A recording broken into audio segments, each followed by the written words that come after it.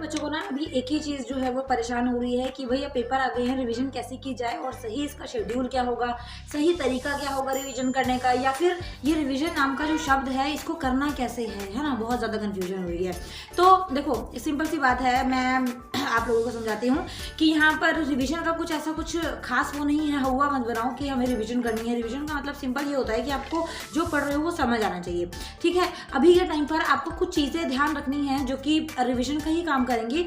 First thing is, जब आप कोई चीज़ पढ़ते हो तो उसके अंदर कोशिश करा करो कि अंडरलाइन भी करना स्टार्ट करो, ठीक है। अंडरलाइन का मतलब होता है कि सिंपल आप कोई क्वेश्चन पढ़ रहे हो और उसके मिलते जुलते कीवर्ड्स, जैसे कि मैंने कल लाइव में भी आपको बताया कि आप जब क्वेश्चन लिखते हो तो जब उसमें बना बनाकर आपको लिखने की बारी आती है तो बना बनाकर लिखने के टाइम पर आपके आंसर्स के अंदर अगर आप कुछ भी लिख रहे हो, अगर कीवर्ड सेम है ना, still you will get the marks, okay. तो वहाँ पर आपको कंप्यूटर नंबर दे देगा। तो लेकिन अगर आप कुछ भी खिचड़ी लिख के आते हैं, उसमें कुछ कीवर्ड है ही नहीं मेंशन, तो वहाँ पर प्रॉब्लम होती है। तो आपको इस सिचुएशन में क्या ध्यान रखना है कि जो आप अभी पढ़ रहे हो उसमें जो चैप्टर्स आप पढ़ रहे हो, जो चैप्टर्स की आप रीडिंग कर रहे हो या फिर आप क्वेश्चन आंसर्स कर रहे हो, whatever you are doing, आपको उनको कीवर्ड्स को अंडरलाइन करना है। उससे फ़ायदा क्या होगा कि जब आपका एग्जाम अगले दिन होगा और जब आप प्रीवियस दोबारा से पूरे का पूरा एग्जामिन करोगे उस चीज़ को, उस सब्जेक्ट को, उस थ्योरी को, तो आपको वो कीवर्ड्स एकदम पॉइंट आउट होंगे, ठीक है।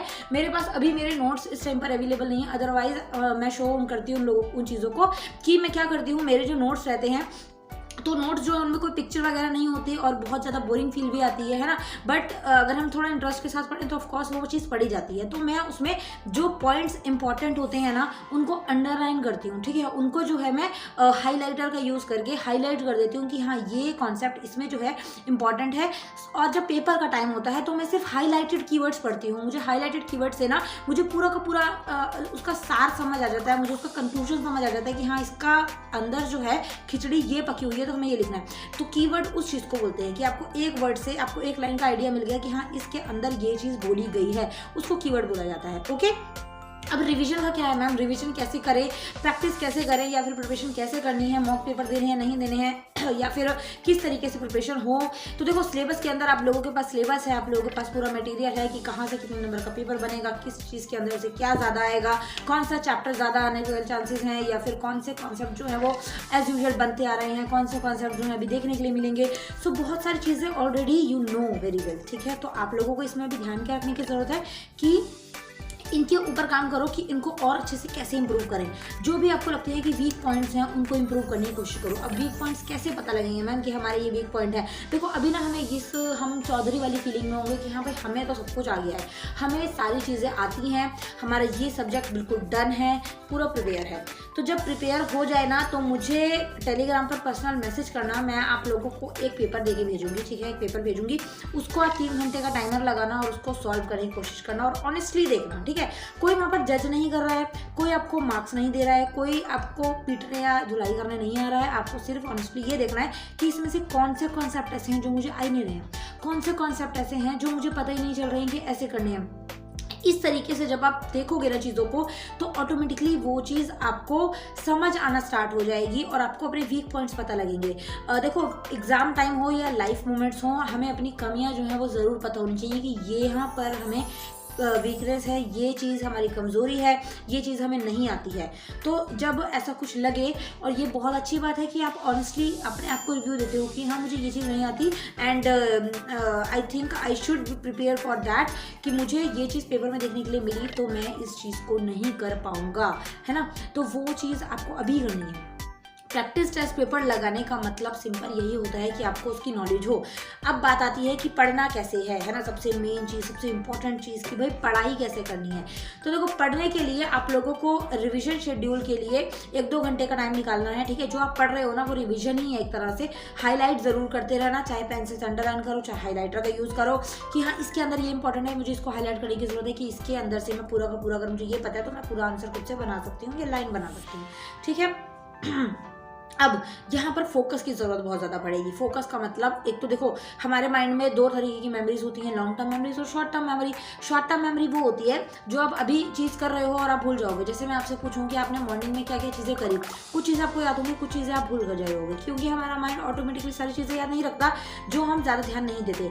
बट कुछ चीज़ें ऐसी होती हैं जो बहुत ज़्यादा अच्छे से हमें इंटरेस्ट के साथ करते हैं, तो वो हमारी लॉन्ग टर्म मेमोरी में फिट हो जाती है, या फिर हम उस चीज़ को बार बार करें तो भी वो चीज़ हमारे दिमाग में फिट हो जाती है। सो दैट जो भी आप पढ़ो एकदम फुल ऑन फोकस के साथ पढ़ो, जो भी चीज़ आप पढ़ो प्रॉपर्ली अंडरलाइन करो, कीवर्ड्स को हाईलाइट करो, सो दैट आपके दिमाग में वो चीज़ फिट हो। जैसे कि एग्जांपल के लिए मैं बता दूं, अगर तुमने बाहुबली मूवी देखी, या फिर आपने धूम मूवी देखी, 3 इडियट मूवी देखी, या अभी 12th फेल मूवी आई वो देखी, कोई भी मूवी आपने देखी और आपको बहुत पसंद आई, ठीक है, आपको बहुत अच्छी लगी, आपसे मैं 1 महीने बाद भी उसकी स्क्रिप्ट पूछूंगी ना कि भाई उसके अंदर था क्या, कौन सी मूवी थी, क्या होता है उसके अंदर, मुँह जवानी आप बता दोगे, ठीक है। आपको हेल्प लेने की जरूरत नहीं है, आपको उसको लर्न करने की जरूरत है, या फिर आपको उसको दोबारा देखने की जरूरत नहीं पड़ेगी। इवन कुछ मूवीज ऐसी होती हैं जो हम सालों बाद भी देखते हैं ना, हमें ध्यान आ जाता है कि हाँ इस मूवी के अंदर ये हुआ था। ऐसा क्यों होता है? क्योंकि वो हमारी लॉन्ग टर्म मेमोरी के अंदर आ जाती है, और वो तब आती है जब हम फुल ऑन फोकस और इंटरेस्ट के साथ उस चीज़ को पढ़ते हैं। तो ऐसे ही फंडा है बस दिमाग का। दिमाग से खेलना अगर आ जाए ना तो आराम से आप सारी चीज़ें कर सकते हो, बट कंडीशन ये है कि आपको वो चीज़ करने आनी चाहिए कि हम किस तरीके से हम दिमाग से खेलें। दिमाग बहुत ही स्मार्ट वर्क कर सकता है, बट आप उसको आलस की वजह से सुलाते रहते हो, तो थोड़ा सा उसको अलर्ट रखो, थोड़ा सा उसको अवेयर रखो, पढ़ने की कोशिश करो। ओपन बोर्ड वाले हों या नॉर्मल वाले हों, रेगुलर वाले हों, सबका पेपर सेम रहेगा। प्रैक्टिस टेस्ट पेपर साइड पर है ही, और साथ साथ आपने मॉडल टेस्ट पेपर अगर बाय किए हुए हैं, so that is also very good. आपको वहाँ से प्रिपरेशन करनी चाहिए।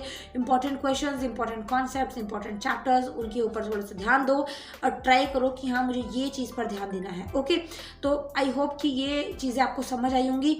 रिविजन के नाम पर आपको अपने आप को धोखा नहीं देना है कि हाँ रिविजन हो रही है। मतलब ये होता है कि जो पढ़ो बस दिमाग में घुसे, ठीक है। ये नहीं कि आज पढ़ लिया 2 दिन बाद लग रहा है कि सब भूल गए हैं। ऐसा तब होता है जब आप फोकस होकर पढ़ते नहीं हो। आप रीडिंग कर रहे हो एक चैप्टर को, या फिर आप एक चैप्टर की समरी कर रहे हो, साथ साथ आप दोस्तों से चैटिंग कर रहे हो मिनिमाइज फ़ोन करके, साथ साथ आप मम्मी से बात कर रहे हो, साथ साथ एक मूवी में ध्यान भी है वो चल रही है, तो साथ साथ आप कुछ और भी लगे हुए हो, या फिर आपका माइंड जो प्रोसेस है वो कहीं और चल रहा है। इससे बहुत ज़्यादा इफेक्ट पड़ता है और इससे आपको चीज़ें याद नहीं रहती हैं। आपका दिमाग बहुत ज़्यादा जगह पर जा सकता है एक टाइम पर, पता है ना। तो इसलिए माइंड को उसी जगह फोकस करो जिस टाइम पर वो इंपॉर्टेंट है।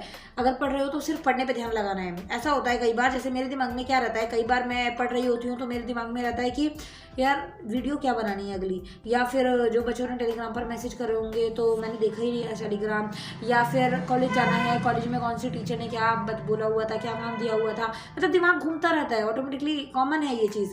तो वो आप लोगों के ऊपर है कि उसको फोकस कैसे करो। फोकस करने के लिए बहुत सारी चीज़ें होती हैं, या तो आप अगर बहुत दृढ़ निश्चय के साथ बैठ सकते हो तो बैठो, अदरवाइज मैं तो सॉन्ग चला लेती हूँ, मैं कोई सॉफ्ट म्यूजिक लगा लेती हूँ, वो चलता है तो मेरा माइंड जो है और जगह डाइवर्ट नहीं होता। माइंड सिर्फ उन सॉफ्ट म्यूजिक पर फोकस करता है और साथ साथ मैं स्टडी पर फोकस करती हूँ, दैट्स इट, ठीक है। वो हल्का हल्का चलता रहता है और साथ साथ मैं पढ़ती रहती हूँ, कॉन्सेप्ट सारे क्लियर करती रहती हूँ। तो आप लोगों को मेरी रीस नहीं करनी है, आप लोगों को अपने तरीके से करना है, because every mind has different thinking and different concept, different style, different power and different capability, और तो उस तरीके से आपको हिसाब से करना है, ठीक है। आई होप कि ये चीज़ें समझ आई होंगी।